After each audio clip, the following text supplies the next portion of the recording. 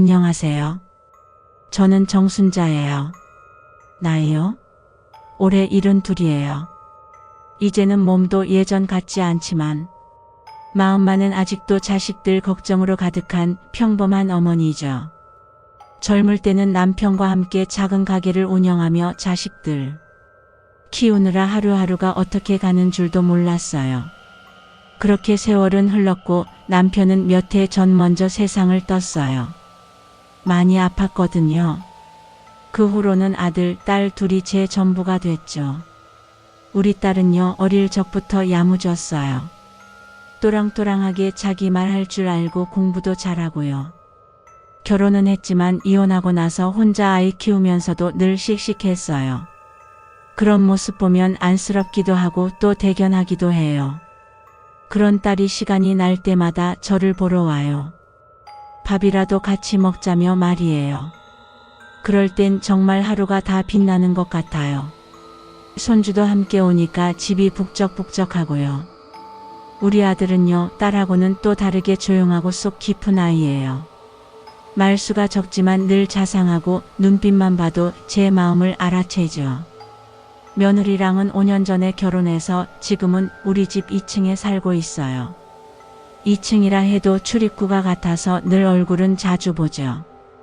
따로 살림하긴 하지만 어쨌든 같은 집에 사는 셈이에요. 며느리요. 처음 봤을 땐 정말 마음에 들었어요. 인사성도 밝고 표정도 참 좋았거든요. 살림도 부지런히 하고 처음 몇 년은 진짜 하나부터 열까지 잘 맞춰줬어요. 제가 아플 때는 약도 챙겨주고 끼니도 알아서 챙겨주고요. 아, 이 아이면 정말 괜찮겠다 싶었어요. 처음엔 다 좋았어요. 딸이 자주 집에 와도 며느리는 뭐라 하지 않았고 오히려 손주 데리고 산책 다녀오겠다고 나서주기도 했죠. 가끔 딸이 볼일 본다고 아이를 맡기고 가는 날도 있었지만 그럴 땐 며느리가 알아서 간식도 챙기고 장난감도 꺼내주고 그랬어요. 사실 제 입장에선 딸이나 며느리나 다 소중한 가족이에요. 근데 사람 마음이라는 게 참 묘하잖아요. 말로는 아무렇지 않다 해도 마음 깊은 곳엔 조금씩 쌓이는 게 있나 봐요. 며느리 얼굴에서 그걸 느끼기 시작한 거예요. 어느 날은 그러더라고요. 어머니, 혹시 딸이 자주 오는 거 조금 조정할 수 있을까요? 제가 식사 준비할 때 불편한 점이 있어서요. 순간 머릿속이 하얘지더라고요. 아니, 뭘 어떻게 조정하라는 거지? 우리 딸이 내 집 오는 걸 시간 정해서 와야 한다는 건가 싶기도 했고요. 며느리 입장도 이해는 갔지만 마음 한편으론 서운함이 스멀스멀 올라왔죠. 더 솔직히 말하면 자존심도 좀 상했어요. 그렇다고 딸에게 바로 말할 수도 없었어요. 그 말 꺼냈다간 또 무슨 일이 벌어질지 뻔히 보였거든요. 근데 어찌된 일인지 그 얘기가 딸 귀에 들어간 거예요. 그날 딸이 집에 들어오자마자 얼굴이 울그락불그락 하면서 말하는 거예요. 엄마, 며느리가 내가 자주 온다고 불편하대? 엄마 집에 오는 것도 눈치 보라는 거야? 전 당황해서 말문이 막혔죠. 그냥 조용히 있으라 했더니 딸이 며느리 방 앞으로 가서 문도 두드리지 않고 소리치더라고요. 나 여기 자주 오는 거 싫어. 언니 노릇 못 해주면 그냥 무시하고 싶어. 그렇게 예민하게 굴 거면 어차피 우리 가족처럼 못 지내잖아.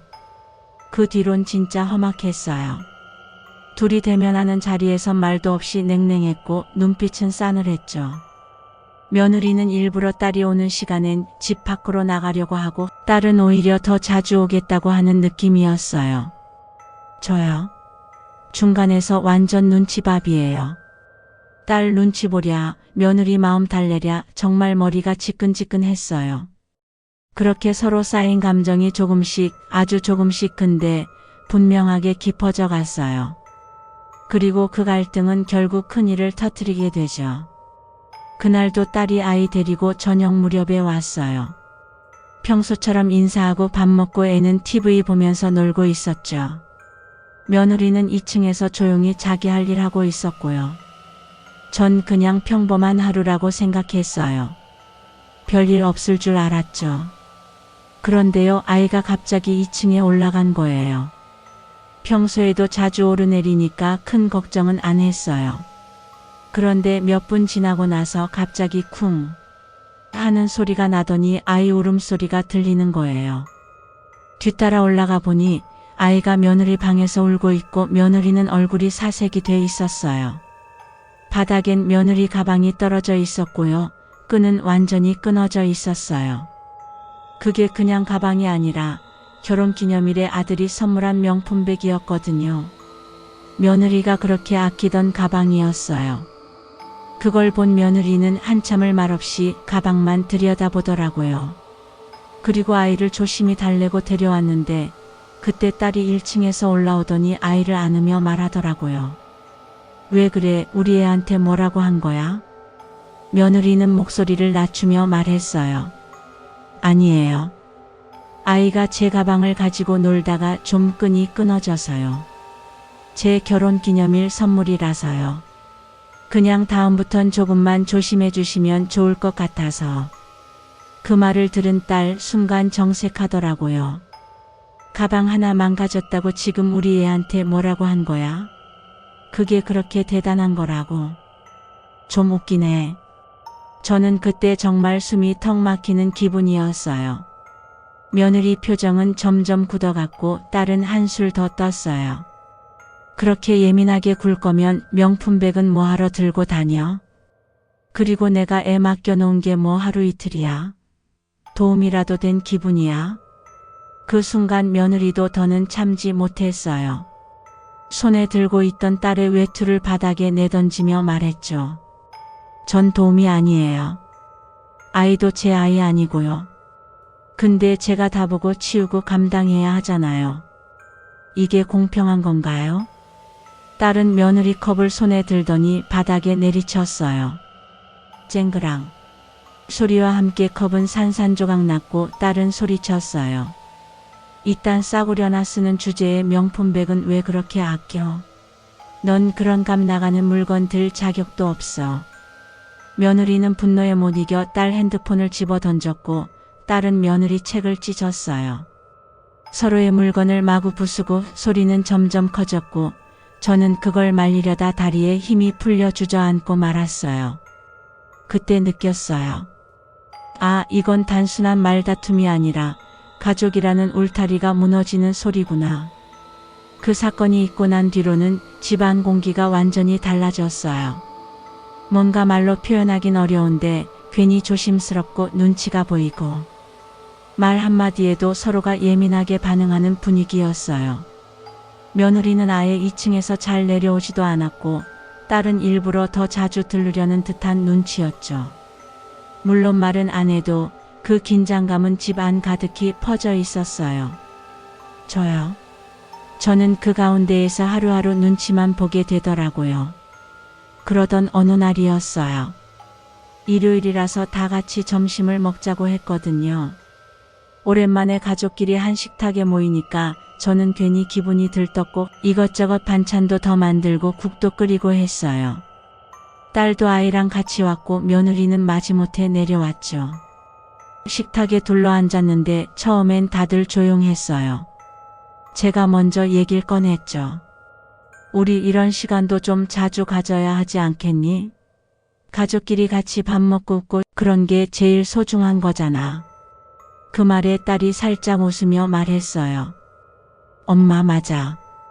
요즘 너무 바빠서 얼굴도 못 봤잖아. 오늘처럼 이렇게 모이니까 좋다.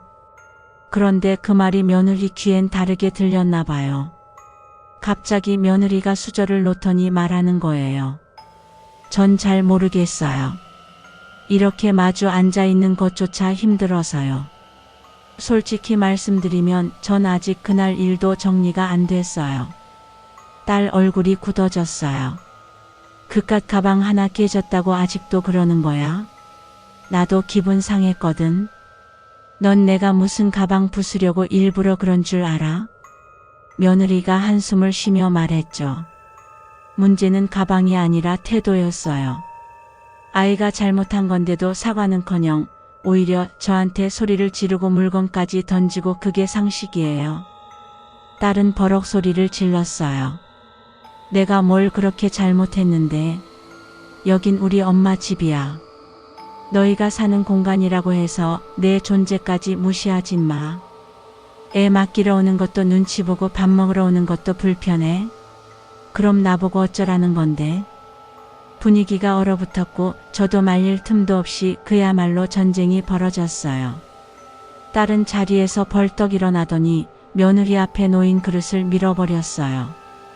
반찬 국물이 식탁에 흐르고 며느리는 입술을 꾹 깨물더니 말없이 휴지를 들고 닦기 시작했어요. 그때 아들이 조용히 말했어요. 누나, 제발 좀 그만해. 아무리 그래도 말이 너무 심하잖아. 딸이 고개를 획 돌리며 말했어요. 너 지금 내 편 안 들어? 내가 왜 이렇게까지 화났는지 뻔히 알면서 날 탓해?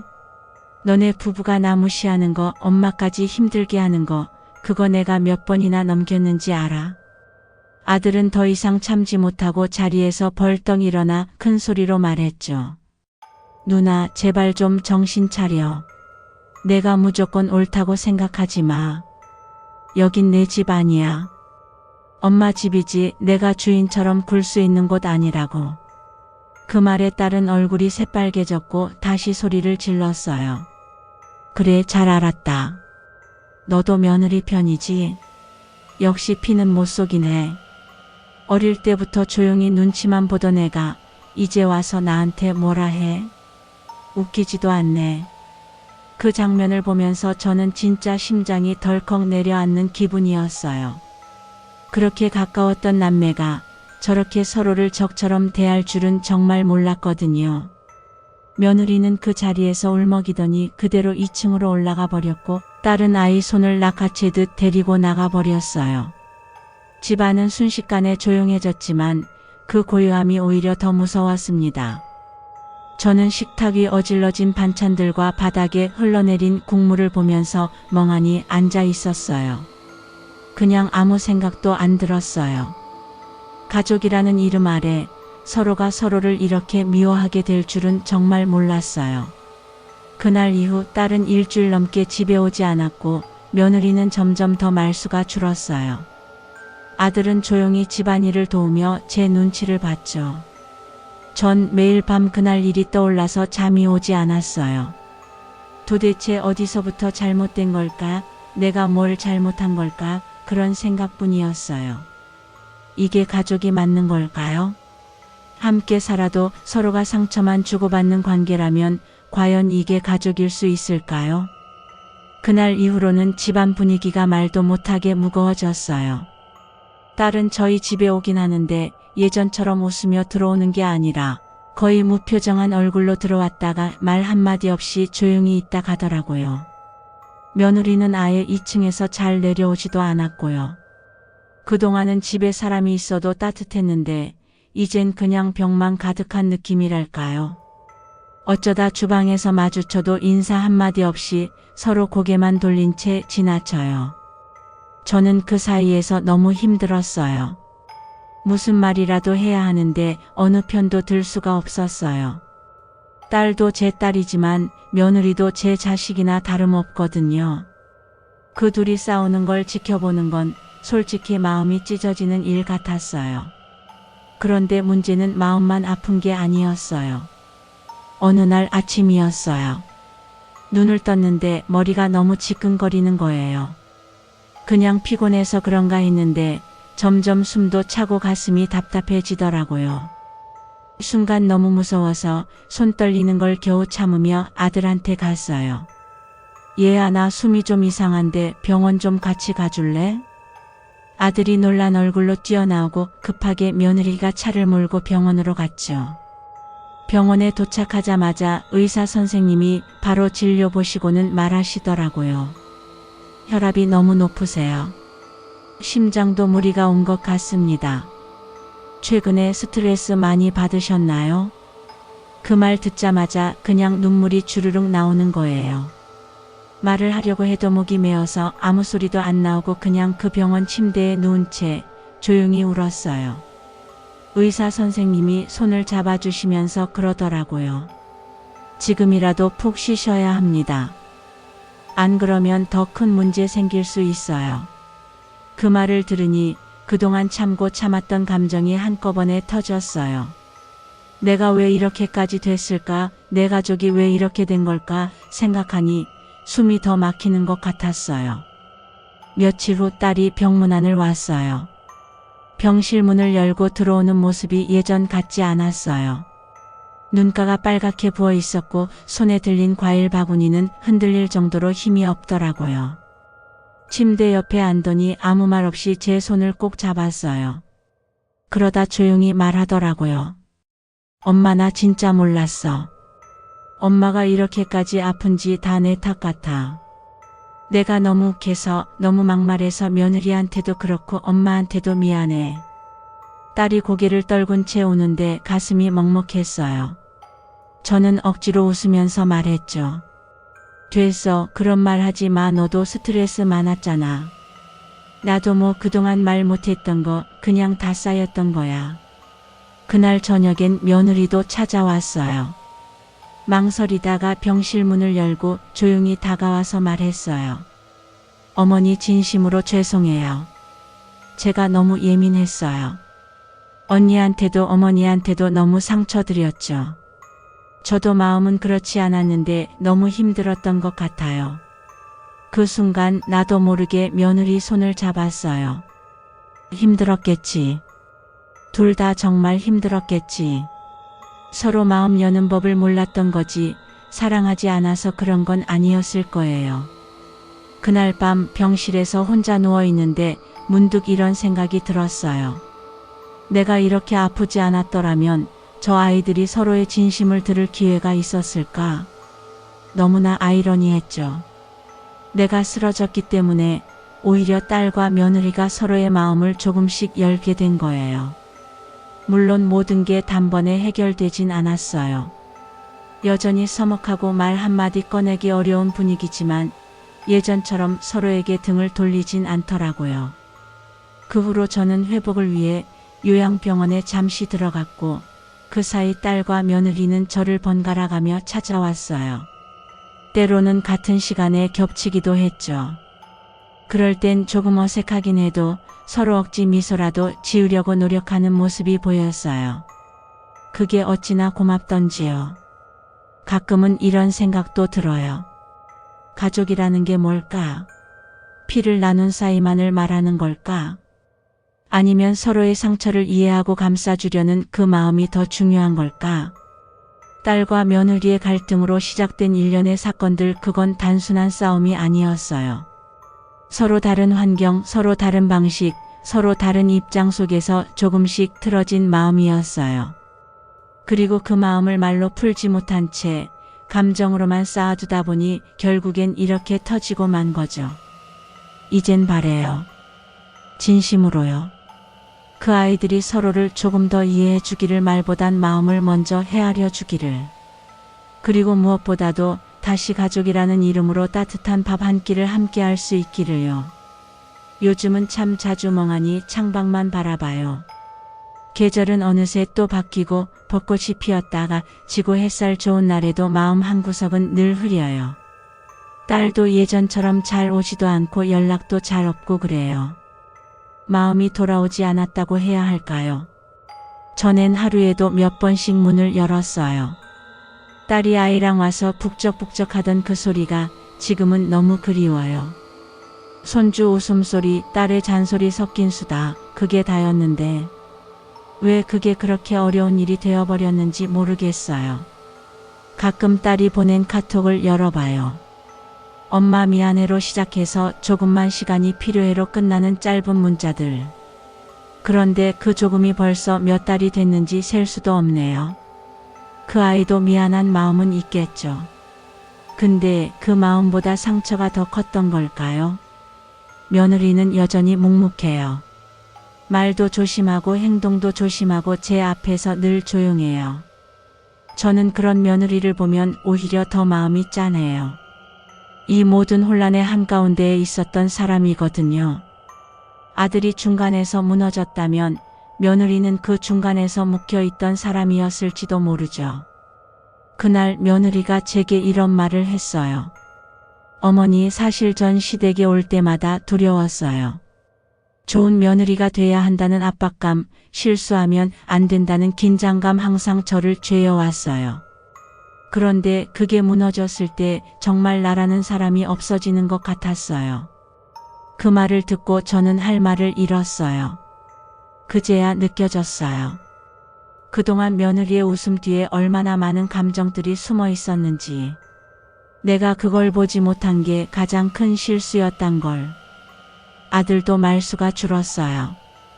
일 끝나면 조용히 들어와 밥 먹고 방에 들어가고 어떤 날은 멍하니 앉아 TV도 안 켜고 앉아 있어요. 아마 스스로도 많은 걸 후회하고 있겠죠. 내가 그때 누나한테 너무 심했나, 중간에서 좀 더 단단했어야 했는데 그런 생각 저도 안 해본 게 아니에요. 한날은 꿈을 꿨어요. 딸이 환하게 웃으며 현관을 열고 들어오는 꿈이었어요. 엄마 나왔어. 뭐해? 밥은? 배고파. 그 소리에 제가 울면서 달려가 껴안았는데 그게 꿈이더라고요. 일어나 보니 눈가가 축축해져 있었어요. 그 꿈이 너무 선명해서 현실보다 더 현실 같았어요. 가족이라는 게 참 어려운 것 같아요. 가까워서 더 상처 주기 쉽고 가까워서 더 말이 안 통할 때가 있어요. 다 안다고 생각했는데 그게 오히려 가장 큰 오해였고요. 딸도 며느리도 아들도 사실 서로의 진심을 조금씩만 들여다봤다면 이렇게 되진 않았을 거예요. 그런데요, 저는 아직도 포기하지 않았어요. 시간은 흐르지만 마음도 흐른다고 믿고 있어요. 딸이 언젠가는 다시 돌아올 거라고요. 처음처럼 웃으며 밥을 먹고 며느리와도 조용히 눈 마주칠 수 있는 날이 올 거라고요. 그날을 위해 저는 매일 기도해요. 하루하루 늙어가는 몸으로 그 아이들이 다시 만나 웃을 수 있는 미래를 꿈꾸면서요. 그리고 이 이야기를 듣고 계신 분들에게 제가 꼭 하고 싶은 말이 있어요. 가족끼리는 너무 익숙하다는 이유로 함부로 하지 마세요. 말 안 해도 알겠지라는 생각 절대 안 통해요. 오히려 그 생각이 서로를 가장 멀어지게 만들어요. 먼저 손 내미는 사람, 그게 가족을 지키는 사람이에요. 내가 틀렸다고 먼저 말하는 용기, 그게 가족을 다시 하나로 엮는 실마리일 수 있어요. 딸도 며느리도 아들도 저는 여전히 사랑합니다. 그 아이들도 언젠가는 서로를 그렇게 느낄 수 있었으면 해요. 미움보다 오해보다 더 큰 게 사랑이라는 걸 마음 깊은 곳에서 알 수 있길. 오늘도 저는 그날을 기다립니다. 멀지 않은 어느 날 이 집 문이 다시 열리고 웃음소리가 가득하길 바라면서요. 꼭 살아있는 동안 한 번만 더 집안에 온기가 돌고 웃음꽃이 피길 오늘도 기도합니다.